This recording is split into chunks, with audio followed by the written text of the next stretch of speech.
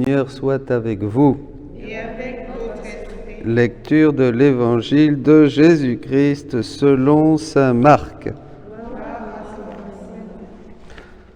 En ce temps-là, des Sadducéens et ceux qui affirment qu'il n'y a pas de résurrection vinrent trouver Jésus.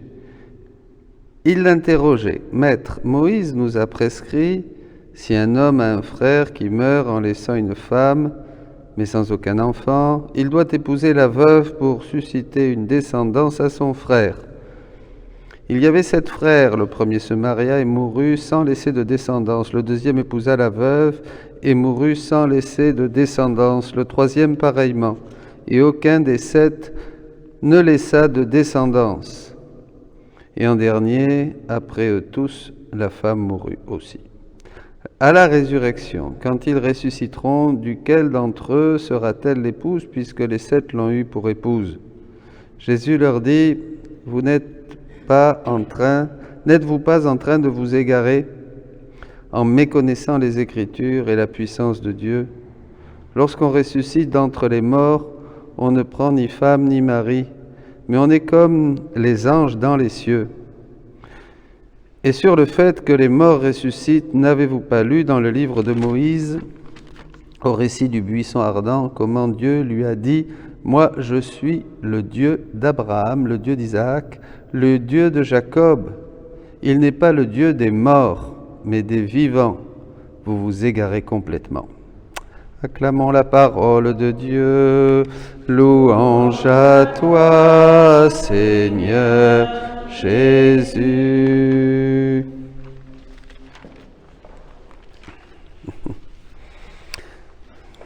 Il faut dire quelque chose sur cet évangile.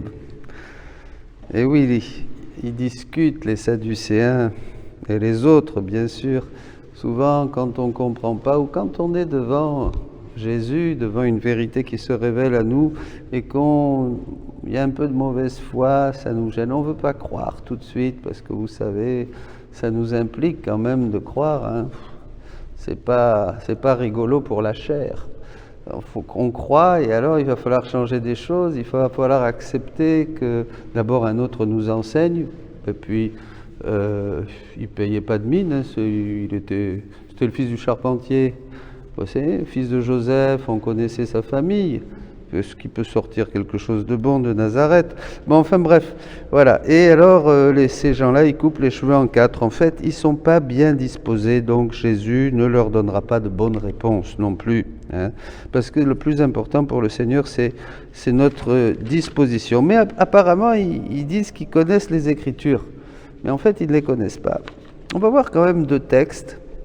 D'abord, un qui est important au volume 23, 18 janvier 1928, pour un peu situer la situation de ce passage, de cette foi que nous demande maintenant Jésus en ces temps, de croire que sa divine volonté est le don qu'il fait aujourd'hui à l'humanité, que c'est la nouvelle Pentecôte, que c'est le règne du Christ qui se prépare, disait encore un théologien que j'écoutais, hein, que c'est vraiment le triomphe du cœur immaculé de Marie, que c'est ça qu'il faut annoncer, parce que c'est la nouvelle évangélisation, comme disait le Saint-Père Jean-Paul II, Saint Jean-Paul II, nouvelle dans son contenu, dans son ardeur et dans sa méthode.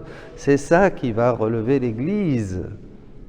Bien sûr, tous ceux qui découvrent cette grâce du Seigneur peuvent en témoigner. Hier, j'en parlais encore avec l'un, avec l'autre, avec des couples, des prêtres, un frère ermite, prêtre, etc. Bon, donc, ma fille, toutes mes œuvres se soutiennent les unes les autres, et le signe qu'elles sont mes œuvres, c'est que l'une ne s'oppose pas à l'autre. Elles sont tellement reliées entre elles que l'une s'appuie sur l'autre. Cela est si vrai qu'après avoir formé mon peuple élu, d'où devait naître le Messie annoncé, j'ai formé les prêtres dans ce même peuple pour instruire et préparer au grand bien de la rédemption. Je leur ai donné des lois, des manifestations et des inspirations qui ont constitué les saintes Écritures, que l'on appelle la Bible, et chacun s'appliquait à l'étudier. C'est pourquoi, avec ma venue sur terre, je n'ai pas détruit, mais plutôt soutenu les Écritures. Et mon évangile annoncé ne s'opposait en rien aux Écritures. Les deux se soutenaient admirablement. Je formais l'Église naissante et le nouveau sacerdoce qui ne se détache ni des Saintes Écritures ni de l'Évangile. On les étudie attentivement pour instruire le peuple, et l'on peut dire que quiconque ne veut pas puiser à cette source bienfaisante ne m'appartient pas, car elle est le fondement de mon Église et la vie même qui forme le peuple. Or, ce que je manifeste sur ma divine volonté et que tu écris peut être appelé l'évangile du royaume de la divine volonté. Donc il y a une continuité. Il ne s'oppose en rien aux Saintes Écritures, ni à l'évangile que j'ai annoncé lorsque j'étais sur terre.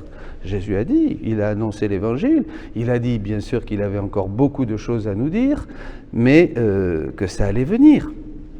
Le mystère de sa volonté, comme dit Colossiens 9, Éphésiens 9, Colossiens 9, le mystère de sa volonté, ce mystère caché depuis les siècles et que maintenant il désire révéler à ses enfants et, comme dit Saint Pierre, qui est en relation avec cette grâce qui nous est donnée, en relation avec cette venue du Christ, bien sûr. C'est ça, le mystère de la divine volonté. En fait, on peut, l'évangile que j'annonçais quand j'étais sur terre, en fait, on peut l'appeler le soutien des deux. C'est pourquoi je permets et demande aux prêtres de venir, qu'ils lisent l'évangile du royaume de mon divin fiat, pour que je puisse leur dire, comme à mes apôtres, allez dans le monde entier prêcher l'évangile, car je me sers de mes prêtres dans mes œuvres, et tout comme j'avais des prêtres avant ma venue pour préparer le peuple, et les prêtres de mon Église pour confirmer ma venue, ce qu'ont fait les premiers, Pierre, Paul et tous les apôtres, les premiers disciples, avant ma venue, j'avais des prêtres avant ma venue pour préparer le peuple, et les prêtres de mon Église pour confirmer ma venue, et tout ce que j'ai dit, j'aurai aussi les prêtres du royaume de ma volonté. Voici, c'est à cela que serviront toutes les choses que je t'ai manifestées, toutes les vérités surprenantes et les promesses de tant de bien que je veux accorder aux enfants du fiat voluntas tua, que ta volonté soit faite. Ce sera l'évangile, la base, la source inépuisable où chacun viendra puiser la vie céleste. C'est plus seulement des paraboles, des explications, tout ça c'était contenu, c'était le germe, tout était contenu dans l'Écriture, et maintenant ce royaume était contenu en Jésus, qui était le royaume de Dieu, et maintenant ça se manifeste, le bourgeon fleurit. Vie céleste, le bonheur terrestre, la restauration de sa création. Ô combien seront heureux ceux qui viendront avidement boire à grande gorgée à ces sources de connaissance, car elles ont la vertu d'apporter la vie du ciel et de bannir toute tristesse. Donc voilà, Jésus veut montrer à ces gens-là qu'ils ne connaissent pas les Écritures parce qu'elles parlent de lui et elles donnent la vie. Ces Écritures donnent la vie. Et alors, ces gens, non seulement vont douter, mais ils vont finir par crucifier Jésus et ils empêcheront les autres aussi d'y entrer. Et pourtant, ce sont ceux qui, normalement, étaient les plus instruits. Donc, vous voyez, souvent, être trop instruit, ça ne facilite pas l'accueil de la bonne nouvelle. Ça ne facilitait pas l'accueil de la bonne nouvelle et ça ne facilite pas l'accueil, justement, de ce grand don que Dieu fait aujourd'hui à notre Église et à toute l'humanité, dit Jésus, le don de la vie dans la divine volonté. D'ailleurs, Jésus dira aussi, au volume 10, 25 décembre 1910, « Ma fille, qui vint me voir dans la grotte à ma naissance ?» Les bergers furent mes premiers visiteurs et les seuls à faire des allées et venues m'offrant des cadeaux et des petites choses à eux, les premiers au courant de ma venue au monde et par conséquent les premiers favoris à recevoir ma grâce. Voilà pourquoi je choisis toujours des personnes pauvres, ignorantes, abjectes, ça c'est bien, ça fait plaisir à tout le monde, et j'en fais des merveilles de la grâce. Car ce sont toujours les plus disposés, les plus à l'écoute et à croire en moi sans créer de difficultés. Comme là, est-ce que qui c'est qui va à voir cette femme au ciel, puisque, vous voyez, ça s'est coupé les chemins en quatre. Vous avez des gens, vous savez, ils sont compliqués. Vous voulez parler avec eux, Dieu dit, nous on est simple, dit Jésus. On ne fait que des choses simples. Le cœur simple, bien disposé, croit. Ceux qui veulent couper les cheveux en quatre, eh bien, ils ne comprennent pas. Pas vrai? C'est comme ça que ça se passe. Hein? Ils font des histoires, là, vous savez. Bon, ils compliquent. C'est pas là. Quand vous rencontrez des gens comme ça, discutez pas trop. Vous allez vous fatiguer et vous allez le sentir, parce que quand vous allez vous retirer, vous allez vous sentir un petit peu, boum, down. Hein? Donc, c'est pas la peine. Vous donnez le message, vous semez. Si ça tombe à côté du chemin, ben écoutez, hein, Dieu s'en chargera. Bon, des difficultés en n'étant pas aussi pointilleux que sont les personnes cultivées, dit Jésus. Vous voyez, les personnes cultivées sont pointilleuses. Ça, c'est vrai. Hein. Alors là, je parle pour moi. Parce que... bon.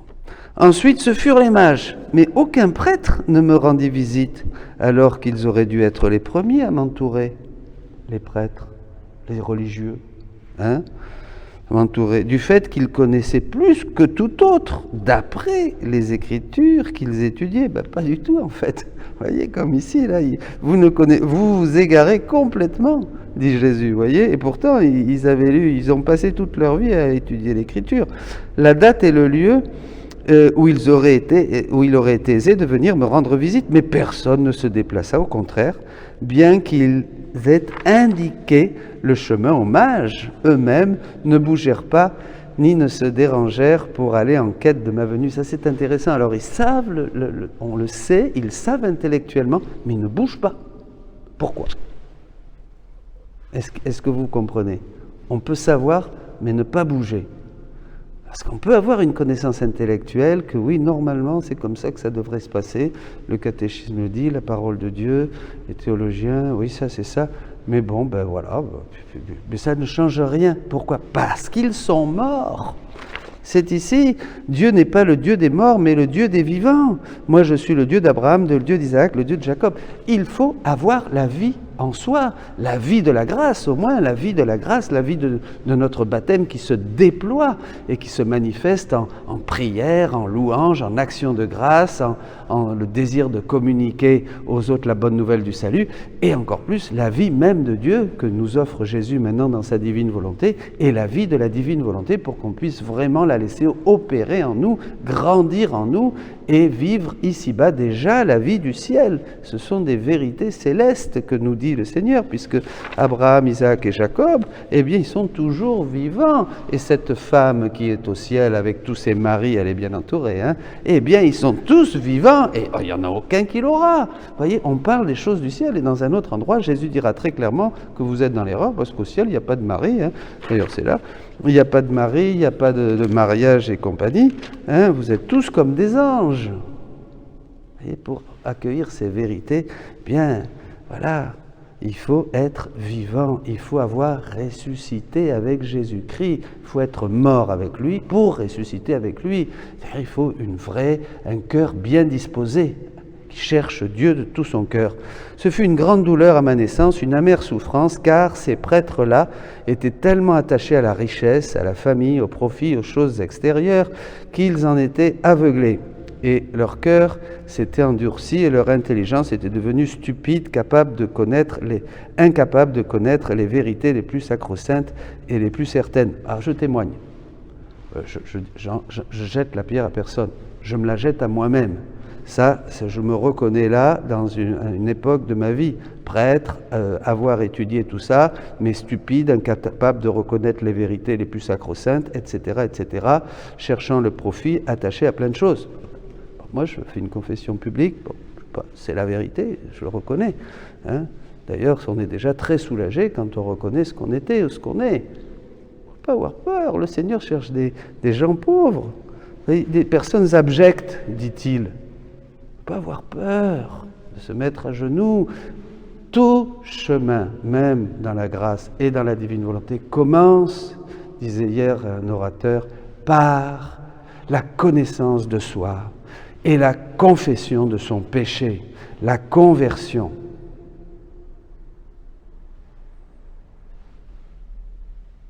C'est la porte étroite. faut pas jacter qu'on est dans la divine volonté si on n'a pas d'abord pris le livre 1 et si on n'a pas payé le prix qu'il faut au guichet. Le livre 1 du livre du ciel, c'est la porte. Voilà. Et il faut toujours y revenir. Louisa, toute sa vie, disait « Je suis Cativelle, je suis Cativa, je suis mauvaise, je suis mauvaise. » Je ne sais pas ce qu'elle faisait pour être aussi mauvaise, mais enfin bon. Parce qu'elle était proche de Dieu. Plus on est proche de Dieu, plus on voit ce qu'on est. Ils étaient tellement bloqués dans les bassesses de la terre, ça c'est lourd, hein, qu'ils n'auraient jamais cru possible qu'un Dieu puisse venir sur terre. Autant de pauvreté et d'humiliation. C'est comme aujourd'hui, quand on vous dit, ben oui, vous allez pouvoir faire des actes divins, vous allez pouvoir aller où vous voulez dans l'acte unique et éternel de Dieu, dans la création, voilà, vous pouvez aller mettre vos je t'aime dans le soleil, tout ça c'est à vous. Vous savez que le soleil, c'est la divine volonté qui vous éclaire, hein, qui vous illumine, qui vous réchauffe, il est partout. Vous allez pouvoir aller dans les merveilles de la rédemption, dans tous les mystères de Jésus et les faire vôtres.